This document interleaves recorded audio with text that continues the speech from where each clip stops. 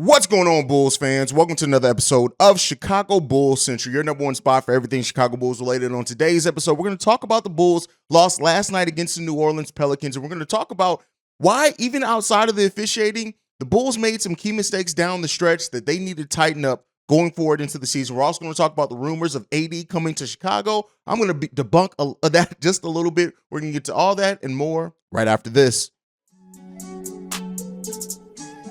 You are now tuned in to Chicago Bulls Central, your number one place for all Chicago Bulls news and content.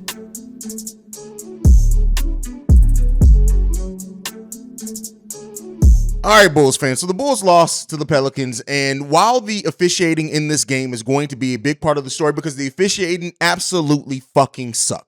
And I'm sorry, I've been trying to do my best not to curse on the show as much as I usually do, but listen, that officiating last night was some of the worst officiating I have personally ever seen in a game consistently, and it was just geared towards one team. I've seen some bad officiating throughout whole games where the officials are just bad in general, but it really did seem like, and for those that are conspiracy theorists, you can paint a theory in which the refs were out to get the Chicago Bulls. But with that being said, right, all that aside, yes, the officiating did suck. Yes, Stacey King and that broadcasting team did a lot of on the replay to point out calls that the referees missed, and a lot of those. Opening one against Patrick Williams, he was fouled. Javonte Green called for a foul call when it was a clean block. Down the stretch of the game, several missed foul calls as well, all going in the favor of the Pelicans, not in the favor of the Chicago Bulls. The free throw discrepancy, 36-18, as far as the Pelicans shooting more free throws than the Chicago Bulls. All that is valid. All that is true. All that happened, right? Can't take that away. But even outside of the officiating, the Bulls still were in position to win this game. And the thing that affected the Bulls were the scoring droughts. And that's one of the biggest concerns for this Bulls team so far this season that I see. We consistently go in these periods of time where 3, 4, 5 minutes in games where we just cannot buy a bucket. And that is one of the biggest concerns with this, is because while the Bulls do go on those stretches where they can't score, we're allowing the other team to score as well. It'd be different if it was just a defensive game in which neither team was scoring for big chunks of times, but it's the Bulls going on these scoring drops where they just can't buy a bucket. And some of the reasons that play into that, and some of the things that showed its ugly head last night, early shots in the shot clock, not setting up for offense, not moving without the ball, too much isolation ball, which hasn't really been the biggest story, of course, of the Bulls season so far. But again, it's things that happen like this. The turnovers as well. The Bulls were just the silly turnovers. And outside of the turnovers, right, the one thing that I want to talk about on this as well is the times where the passes get fumbled, right? But it's not a turnover, but it allows the defense to set up. There are so many opportunities where this Bulls team has a chance to attack the defense, whether it be through a drive, whether it be through an open shot because there's enough space, and they bobble the passes, right? Where they don't secure that pass first, and then it allows the defense to really close out on them. A lot of missed opportunities is that as well. The rebounding game in this one, even with Andre Drummond back, only playing 12 minutes in this game, we got out-rebounded. It was, 50-something to, it was 50-35. Huge rebounding discrepancy as well, not in the favor of the Chicago Bulls. These are the things that the Bulls do have in their control. The rebounding, there are going to be times where you're out-rebounded. That's fine. The amount of second chance points we allowed, that's not fine. But the rebounding, okay. But cleanly getting passes to people, cleanly catching the ball first, right? Before you try to move and attack. The travel calls. Now, I will say in this game, the Pelicans did get called for a lot of travels as well. But it's those type of things that the Bulls need to absolutely tighten up in their game if they want to be taken seriously during this season. Now, we know the Bulls are 6-7, and while this has sent a lot of sky is falling Bulls fans in a tizzy, understandably so to a degree, the Bulls they've shown it. They flashed it. They've shown that they can beat the good teams. This isn't like last season where most of our wins came against bottom feeders in the league. That's not where we've been. We've beaten some of the better teams in the NBA during this run. We've lost to some of them too. But the Bulls have to tighten up the things that are in their control if it takes the referee and the officiating out of the game to a certain extent, right? Officiating is always going to impact the game, and it has been a problem for the Bulls so far this season. But the things that are in the Bulls' control, shooting better, right? I have been and said very vocally that I don't think the Bulls are going to make a major deal this season. They probably will go to the buyout market. They'll probably go, but we need to shoot the ball better, period. Ayo has to shoot the ball better. Patrick Williams has to shoot the ball better. And this is not to be back on the passive P bandwagon, because that's not the case. Patrick Williams played excellently defensively during this game. He shot the ball okay. It wasn't terrible, but it wasn't good. He only took 7 shots, hit 3 of them. Okay. The defense, the weak side defense from Patrick Williams in this game, 4 blocks, solid. But we need the team to shoot better, especially down the stretches of games. Goran Dragic, as much as he did shoot well, 6 for 11, only 1 for 5 from three-point range. The Bulls shot 7 of 27 from three-point range. They need to get better looks at the basket. They need to get better shots. Now, Andre Drummond, his first game back after being 6 games away, this was the 13th game of the season, so he's missed almost half the Bulls games.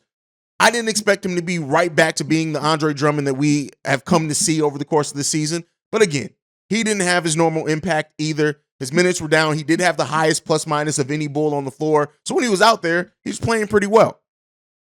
Vooch also stepping up down the stretch, making some key buckets for the Chicago Bulls down the stretch of this game. Did not rebound as well, but some key baskets down the stretch of this game, and way better defense in the second half than he played in the first half. He got cooked in the first half of this game. But these are the things that are in the Bulls' control. And while, yes, the refereeing, the officiating, there are going to be a lot of Bulls creators that talk about the officials and the way that this game was officiated, rightfully so. But what we're seeing from the Bulls, much like last season where I pointed out some of the things that the Bulls were doing, even during a win streak, was going to come back to bite them in their ass. This time we're not on a win streak, so hopefully it's received a little bit better. The Bulls need to tighten up these aspects of their game, absolutely, if they want to be able to have some success. And by that, I mean get to the playoffs. And I mean win a playoff series. If they want to do that, they have to tighten this up. And shout out to DeMar DeRozan for after the game in this interview, really holding himself accountable, not shying away from the fact that he had a costly turnover with 18 seconds left on the clock.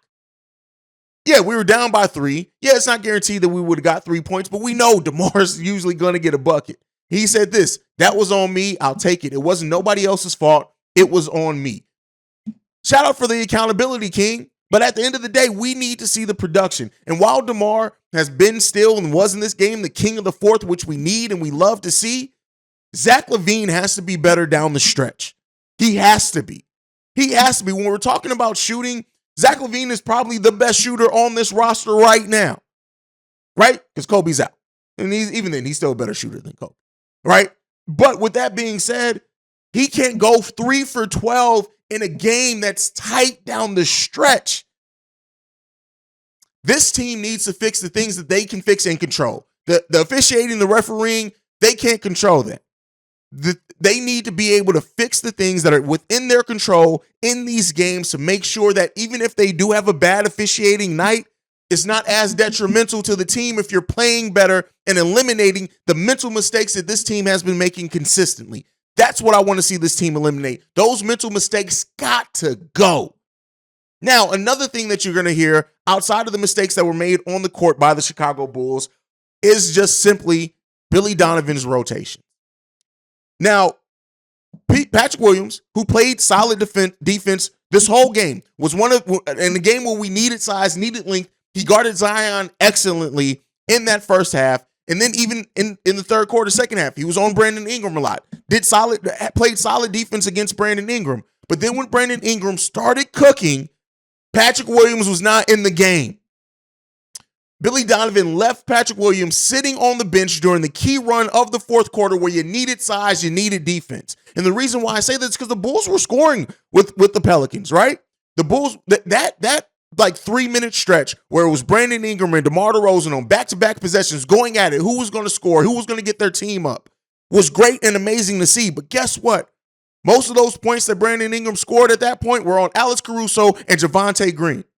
That was a time where we needed to see Patrick Williams get in the game and his defense could have helped. And it wasn't because Patrick Williams was in foul trouble. Patrick Williams only one personal foul called on him in the game. That is on the coach.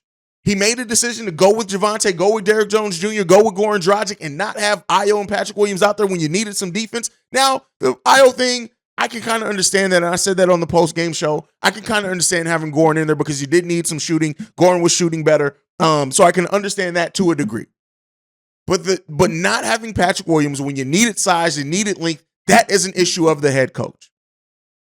And overall, some of Billy Donovan's rotations and lineups in this game specifically, and in games where the team faces length, is highly questionable. We're already a team that doesn't have a lot of size on this team. And we had Andre Drummond back in this game. I can understand if he was on a minutes restriction. He didn't look like himself. But down the stretch of this game is a game where you needed Patrick Williams in. And while Derrick Jones Jr.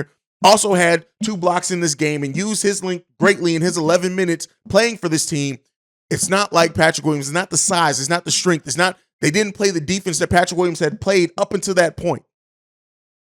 That is why I say things like Billy Donovan is a solid NBA coach. Is he a great NBA coach? No.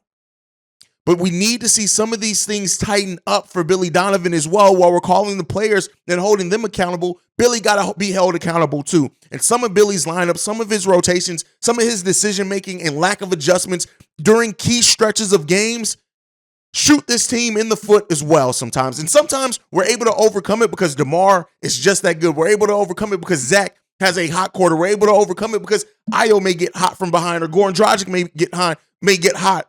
But at the end of the day, some of Billy Donovan's rotations, some of his decision-making, some of the lack of adjustments hurt the Bulls greatly. And that's something that also needs to be tightened up for the Chicago Bulls team. This loss is on them. Yes, the referees and officiating played a big and huge part of this game as well. I don't want to understate that. But this loss, the things that the Bulls did, the players and the coaching staff also have to hold the accountability for this L because they should not have been and didn't necessarily have to be in that position. Now, there were a lot of ticky-tack fouls called. There were a lot of fouls that were called that weren't fouls that, like I said, Stacey King, the broadcast team, did a great job of pointing out. But this team just did not do enough down the stretch. And I hope to see this team make some improvements, some key improvements that are needed as we go forward. We're still at home. We got Denver on Sunday. Hopefully the Bulls can play better and do better then because Lord knows we're going to need it. We're going to need the Bulls to step up and play a lot better, man.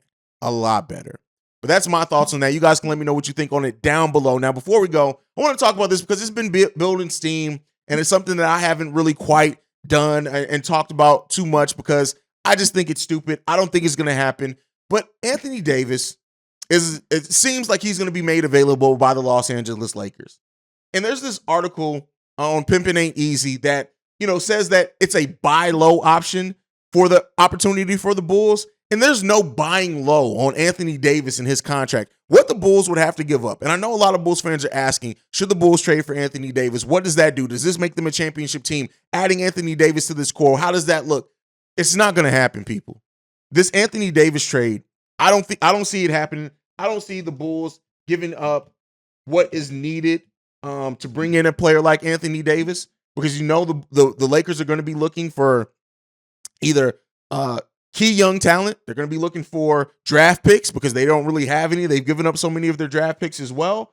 But when you look at Anthony Davis' salary, averaging $37.9 million, it's not going to happen. There's really not a permutation that makes sense for the Bulls to get that deal done.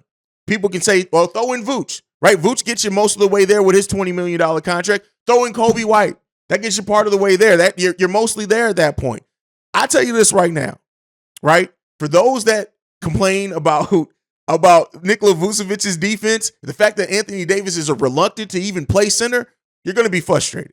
Now, let's say this. Is there a possibility that if it's made available, if the Bulls are able to hold on to most of their draft picks, keep in mind, they can't even trade a lot of their draft picks. It's not even the fact of will they or won't they. Because of how many draft picks they've given up and the fact that it's already spaced out, the Bulls can't really trade their own first-round pick, I think, until the 2027 pick. 2026 and maybe 2026. It's not going to happen. And even if it did, Anthony Davis, 29 years old, still fairly young, right? But the amount missing 88 games over the course of the last 2 seasons, Anthony Davis, who came into this saying one of his goals is to play all 82. Anthony Davis is also under contract until the 2024-25 season. This season, his contract is $37.9 million. It balloons up to $40 million the last 2 years of the contract. It's not happening. The Anthony Davis trade is not happening. I know a lot of Bulls fans will clamor for it. A lot of Bulls fans, because he's from Chicago, all this. He even said at one point in time back in 2019 that he's Exact quote. I mean, this is definitely my hometown. If the opportunity ever presents itself and when that time comes, I definitely consider it. But for those that talk about Zach LaVine being injury prone, I don't know if it I don't see it happening. I don't see the Anthony Davis trade happening. Even if it did, while it would add a lot of talent to this team, Anthony Davis is statistically having a good season. But if you watch the basketball, he's not playing very well out. He's just a guy, right? I just look at it. Anthony Davis is kind of just a guy. A guy that can get you 20 and 10, but still just a guy. But I know that a lot of you guys do want it. A lot of you guys are considering in it. And the injury history, wild turns me around. But I don't even know if the Lakers do it. And if what the Lakers will want back, I don't know if the Chicago Bulls are able to give that. Now, I do have a video dropping on the members only part that I will be going over some of the stupidest Anthony Davis trade to Bulls trade rumors. But at the end of the day, I don't see it happening for the Chicago Bulls. I don't even know if I necessarily want it to happen. But let me know what you guys think on that one down below. But that is it for today's episode. Make sure you're following the show at Bull Central Pod. You can send us any feedback, questions, comments, concerns, bullcentralpod@gmail.com. Lastly, if you want to leave a text and or voicemail for our Saturday and Sunday mailbag episodes, the number to do so, 773-270-2799. We are the number one spot for everything Chicago Bulls related. And like I like to end every episode on, go Bulls, love you guys, and see red. Peace, y'all. This has been a presentation of the Break Media.